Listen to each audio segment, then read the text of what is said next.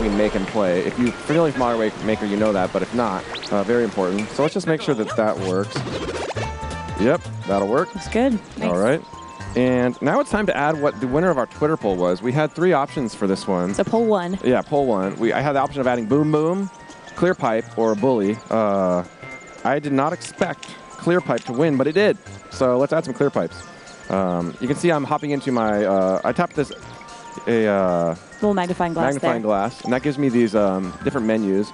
I can sort of hop right and left between. I've got items, enemies, I've got gizmos, and you can see, actually, something I really like is that someone who works in localization, we actually can see the names of all the parts as you're selecting them. Like if you're not quite sure what to call it, it'll just tell you right there. Yeah, I love this dial system. It's so user-friendly and accessible, and you visually see what you're selecting. There's that Clear Pipe I'd like right there. So I had this idea. I was actually talking to Ethan back in the treehouse this morning about what to do with Clear Pipes because, again, I didn't necessarily expect it to win. And what I'm going to do is actually, so check this out. So I've got this Clear Pipe sort of surrounding the exclamation point block. I'm going to get rid of these Goombas for now because I don't need those guys around. And I'm going to take a Spiny and set him on top of that block that I need to get to. Let's see what happens now if I go into play mode. So now this Spiny is a little like, dangerous. It's his own personal roller coaster. Yeah, so now to hit that block, I actually need to... Nice work. But why have just a regular size Spiny when you could have a... Let me tap that guy. I can make him a big guy. But why? I think that'll still work. Oh, yeah. Oh, my God. That poor little guy's kind of getting a little dizzy in there. Yep. But actually, let's actually wipe out this Clear Pipe. I promise there's a reason I'm doing this. Actually, let me pin that Clear Pipe, too, so I have it. So let's actually add 2. Whoa.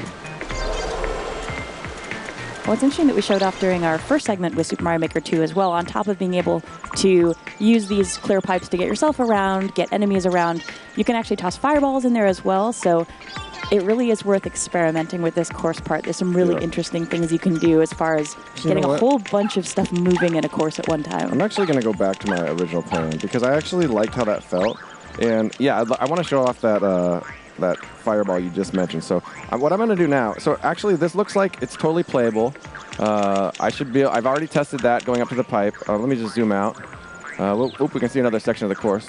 Don't mind that. We'll get to that later. I think it's actually playable right now. So I'm going to actually tap, not tap minus, but I'm going to press and hold minus. And that'll allow me to play the course from the start as if it were brand new, which is important for getting the timing right of everything sort of loading into the course properly.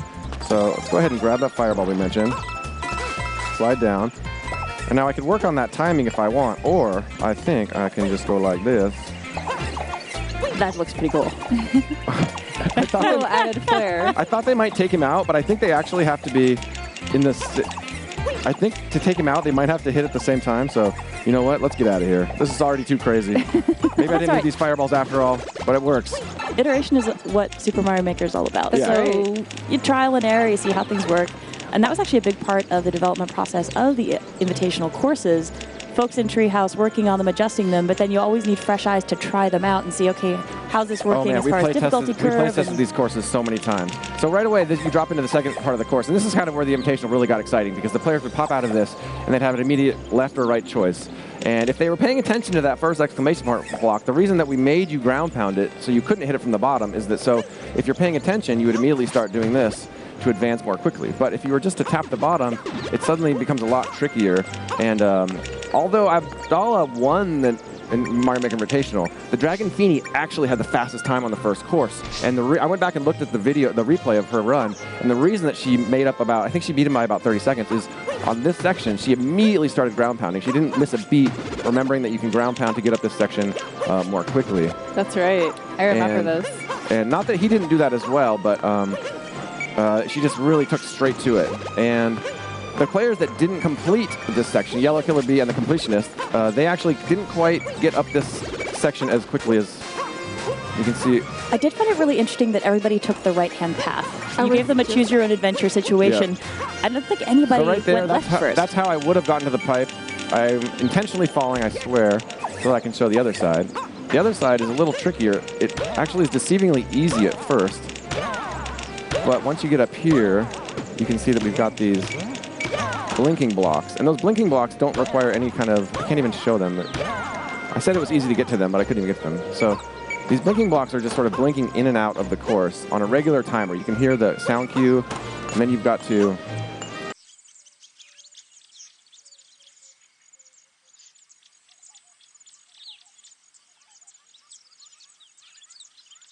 Hola, me llamo Ana Victoria y soy ilustradora con acuarela.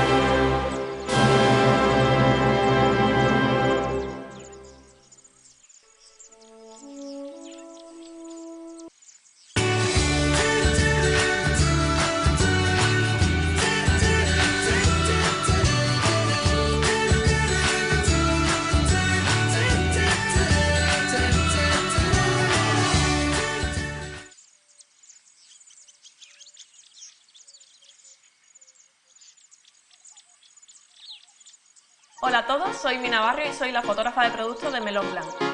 El 90% de mi trabajo es crear contenido para las redes sociales de todo tipo de marcas. En este curso de doméstica te voy a enseñar todos mis trucos para mostrar tu proyecto en Instagram solo con tu móvil. Aprenderemos a crear un estilo fotográfico personal para tu proyecto, haciendo fotografías más realistas o más creativas, y te enseñaré a editarlas como un gran Instagramer. Si queréis destacar en el mar de Instagram, aquí tenéis todos mis trucos.